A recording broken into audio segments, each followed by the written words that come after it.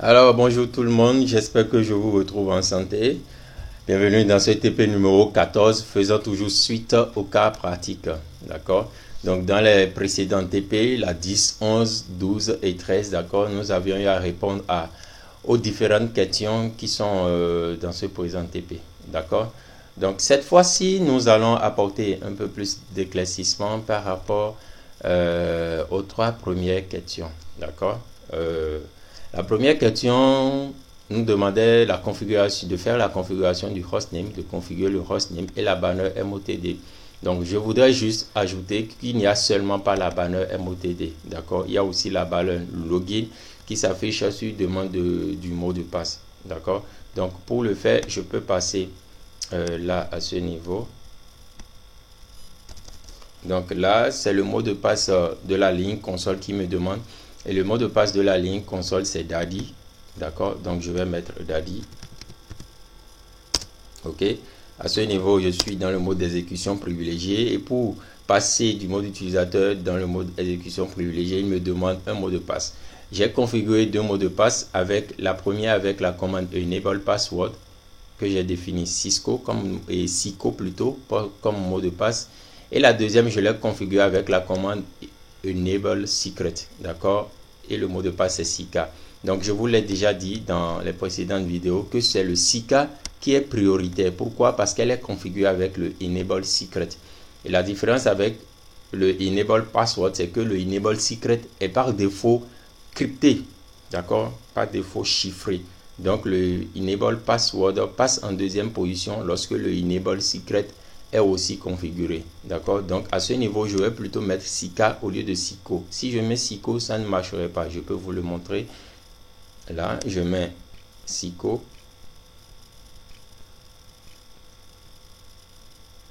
Vous verrez que ça ne marcherait pas. Mais dès que je mets Sika, voilà, je suis dans le mode d'exécution privilégié. D'accord? Donc, à ce niveau, je peux toujours configurer, je passe dans le mode de configuration globale, je peux configurer une banner login, la banner login, d'accord, pour demande de mot de passe. Donc, pour le faire, j'utilise simplement la commande banner, pardon, 2N, banner. Je peux mettre le point d'interrogation et je verrai, il y a login, d'accord, et MOTD. Le MOTD, je l'avais utilisé pour configurer la banner MOTD que vous voyez là. Le message là, vous êtes sur le routeur de Cotonou. Donc, je peux configurer une banner login qui va s'afficher avant même la demande de mot de passe. Donc, pour le faire, j'utilise la banner login. D'accord? Je vais utiliser le test veiller. Entrer le mot de passe. OK. Donc, une fois que c'est fait, je peux faire un end. Je peux faire un site. Là, vous pouvez voir, j'ai ma banner MOTD et juste en dessous, j'ai ma banner login. D'accord? Donc, je vais mettre le mot de passe console, Daddy. Je passe dans le mode d'exécution privilégié. Là, il me demande le mot de passe d'exécution privilégié. C'est Sika. OK. Donc, je vais faire un show running config. D'accord? Et on peut constater que tous les mots de passe que j'ai ajouté, tous les mots de passe que j'ai configurés, que ce soit le mot de passe de la ligne virtuelle, que ce soit le mot de passe d'exécution privilégiée, que ce soit le mot de passe console, d'accord, ou que ce soit le mot de passe d'un utilisateur, tous les mots de passe que j'ai eu à configurer sont en test clair, à part le mot de passe Enable Secret que j'ai, à part le mot de passe d'exécution privilégié que j'ai configuré avec la commande Enable Secret, tous les autres mots de passe sont en test clair. Donc lui, vous voyez, il est bien chiffré. Tous les autres sont en test clair. Je vais vous les montrer. Voilà. Là, pour le username Nyans, le mot de passe aussi est en test clair. Pour la ligne console, le mot de passe est en test clair. La ligne virtuelle, le mot de passe est en test clair. Vous voyez, tous les mots de passe sont en test clair. Du coup, quelqu'un à qui je n'ai peut-être pas donné autorisation, ou quelqu'un qui cherche à prendre mon routeur à distance, d'accord, par la ligne virtuelle, soit par SSH ou par Telnet, dès qu'il serait déjà dans le mode d'exécution privilégié, il peut faire un show running config et voir tous les mots de passe que j'ai eu à configurer, d'accord, connaître à peu près comment je mets mes mots de passe ou quelle valeur généralement j'utilise pour mes mots de passe. Donc, pour éviter cela, je peux chiffrer tous mes mots de passe. Tous les mots de passe que je suis en train d'enregistrer ou de configurer ou que j'ai déjà configuré, je peux chiffrer tous ces mots de passe. Et pour le faire, je passe dans le mode de configuration du terminal et j'utilise la commande service password encryption. D'accord? Dès que je mets service password encryption et je viens dans le mode d'exécution privilégié, je mets la commande show running config pour vérifier ce qui a été fait. D'accord? Je vois automatiquement que là, le enable password qui n'était pas chiffré est automatiquement chiffré. D'accord? Là, je peux voir l'utilisateur Nyans que j'ai créé. Son mot de passe aussi est chiffré. OK? La ligne console, son mot de passe est dorénavant chiffré. Et la ligne virtuelle, son mot de passe est aussi chiffré. D'accord? Toutefois, je peux supprimer, je peux décider de ne plus chiffrer les mots de passe, d'accord, que je suis en train de mettre. Je peux décider de le faire. Et pour le faire, je retourne dans le mode de configuration du terminal. D'accord, j'utilise la commande no service password encryption. La commande service password encryption, c'est ce qui nous permet de chiffrer les mots de passe. D'accord? Donc, pour supprimer cette commande, je le précède juste de no dans le mode de configuration globale. Et dès que c'est fait, d'accord, aucun mot de passe ne serait plus chiffré. Mais, il y a un mais. Ce n'est pas parce que j'ai mis no service password encryption que les mots de passe que j'avais entrés seront déchiffrés. C'est-à-dire, dès que je fais le show running config, vous voyez, tous les mots de passe qui étaient en test clair avant que je ne mette la commande service password encryption sont toujours chiffrés. D'accord? Ils sont tous chiffrés. Voilà, ils sont toujours chiffrés. D'accord? Ce qui voudra dire que le no service password encryption ne vient pas pour supprimer, d'accord, ce qui a déjà été chiffré. Mais au contraire, qu'est-ce qu'il vient faire? Il vient pour déchiffrer, pour laisser en test clair tous les autres mots de passe, les nouveaux mots de passe que j'aurai à entrer. Si je décide d'ajouter un autre utilisateur, d'accord, je mets username, je mets test, password, test. D'accord? J'ai déjà supprimé le service password encryption. D'accord? Dès que je vais faire un end et je fais un show running config, je verrai que cet utilisateur, vous voyez, test, son mot de passe, test est en test clair. D'accord? Dès que je retourne, je fais un conf t, je mets service password encryption. D'accord? Je vérifie la configuration. Vous voyez, l'utilisateur test que j'ai mis là, son mot de passe est encore chiffré. D'accord? Donc, dès que un utilisateur est ajouté, dès qu'un mot de passe est ajouté dans la configuration, si le service password encryption est activé, ce mot de passe est chiffré automatiquement. D'accord? Mais si je ne veux plus que les mots de passe à l'avenir ne soient plus chiffrés, je mets juste le no service password encryption et les mots de passe à venir ne seront plus chiffrés. Mais les anciens mots de passe qui étaient chiffrés demeurent toujours chiffrés. D'accord? Donc, pour éviter, pour ceux qui oublient généralement les mots de passe, avant de mettre le service password encryption, d'accord, il est mieux de sauvegarder la configuration quelque part, la configuration sur le routeur, de la sauvegarder quelque part ou de prendre note des mots de passe que vous aviez entrés, de prendre note de cela quelque part, d'accord, au cas où vous aurez oublié votre mot de passe. Maintenant, nous allons passer à autre chose. Donc, nous avions déjà vu la banner login, nous avions vu le service password encryption, ok. Maintenant, je vais passer à une troisième chose, en particulier le protocole SSH au niveau de la ligne virtuelle que nous avions configurée.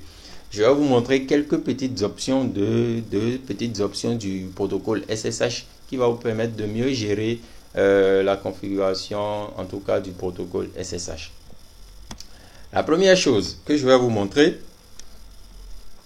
là, je suis dans le mode de configuration globale. Je peux utiliser la commande IP SSH, d'accord, IP SSH timeout. Ok, là, il va me demander de définir une valeur.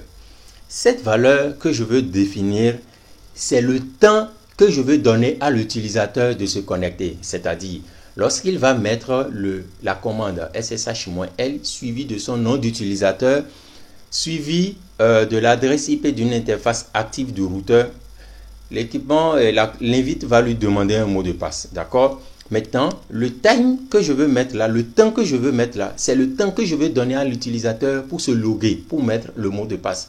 S'il ne met pas vite le mot de passe, après ce temps que je vais définir ici en secondes, il y aura une déconnexion automatique. D'accord? Donc, nous pouvons faire un test là. Là, je viens sur mon équipement. Voilà, je mets DHCP pour qu'il récupère automatiquement. Je vais me connecter SSH-L avec l'utilisateur Ignace que j'avais déjà créé. Et j'utilise, je mets une adresse IP active et me demande le mot de passe. D'accord? Si je le laisse, je peux le laisser indéfiniment, mais il va se déconnecter automatiquement après 120 secondes. D'accord? Mais je peux demander, OK, pour les utilisateurs qui oublient qu'ils ont lancé une session SSH, d'accord, et qui n'ont pas encore mis de mot de passe, je suggère que tu déconnectes automatiquement après peut-être 5 secondes, après 7 secondes, après 10 secondes, ainsi de suite. Donc, qu'est-ce que moi je vais mettre là? Je vais lui demander, d'accord, de déconnecter automatiquement lorsqu'un utilisateur ne met pas vite son mot de passe, de le déconnecter automatiquement après 7 secondes. Voilà. Donc, nous allons voir. Vous voyez, il s'est déconnecté automatiquement parce qu'il y a, voilà, il y a un timeout qui est configuré par défaut. Mais dès que j'ai configuré le second maintenant, il s'est automatiquement déconnecté. Donc, dès que je fais cela, si j'attends pendant 7 secondes sans rien faire, ou je suis en train de mettre le mot de passe jusqu'à 7 secondes, ça va déconnecter automatiquement. Et c'est ce que ça va faire. Donc, on peut reprendre, on va compter ensemble.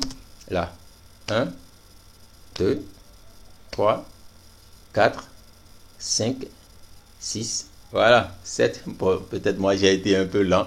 Mais au bout de 7 secondes, la déconnexion est automatique. D'accord? Je peux toutefois me connecter avant les 7 secondes. Je mets le mot de passe, c'est Ignace VTY. Voilà, là il est connecté, il est dans le mode utilisateur de mon routeur. Si je mets Enable, il va me demander le mot de passe d'exécution privilégié, c'est 6K. Là, je suis dans le mode d'exécution privilégié de mon routeur. D'accord? Donc, toutefois, je peux encore changer ce mode. D'accord? Je peux mettre peut-être 10 secondes pour quelqu'un dont son mot de passe est tellement long et il lui demande de réfléchir d'abord avant de mettre le mot de passe. Bon, un truc du genre. Donc, je peux changer, je peux mettre 10 secondes. D'accord? Et dès que je mets 10 secondes, même si je fais le exit ici, OK? La déconnexion va se faire après 10 secondes. Voilà. Donc, ça, c'est la première chose que je voudrais vous apporter par rapport au protocole SSH. Une option que vous pouvez ajouter, d'accord, pour configurer votre protocole SSH.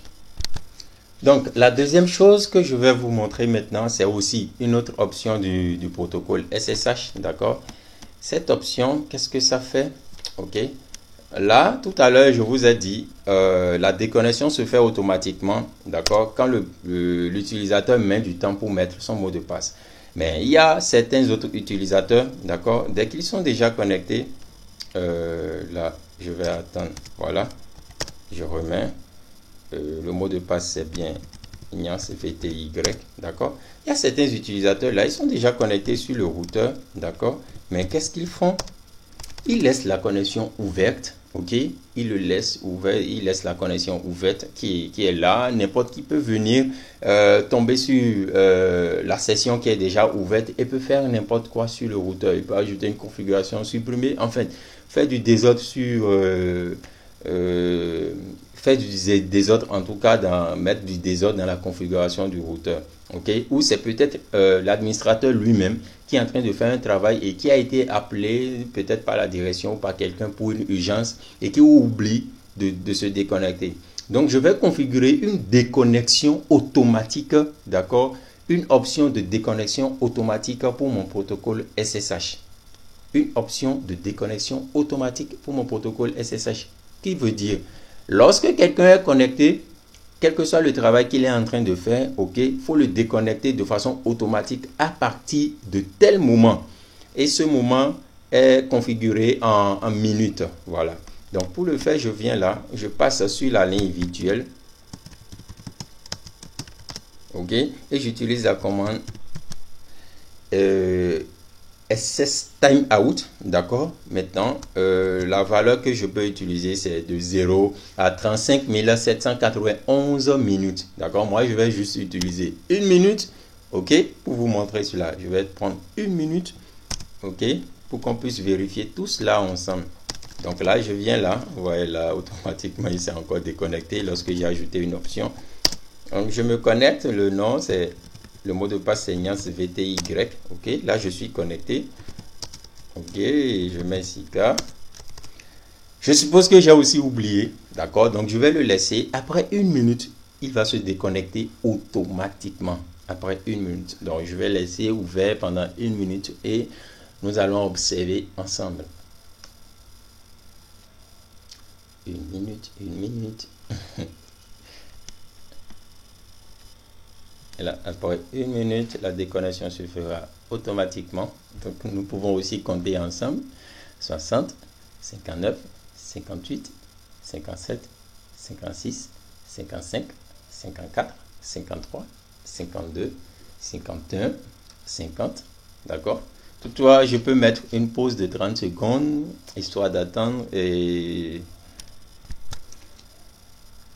je vais attendre la fin. Nous allons observer la déconnexion ensemble.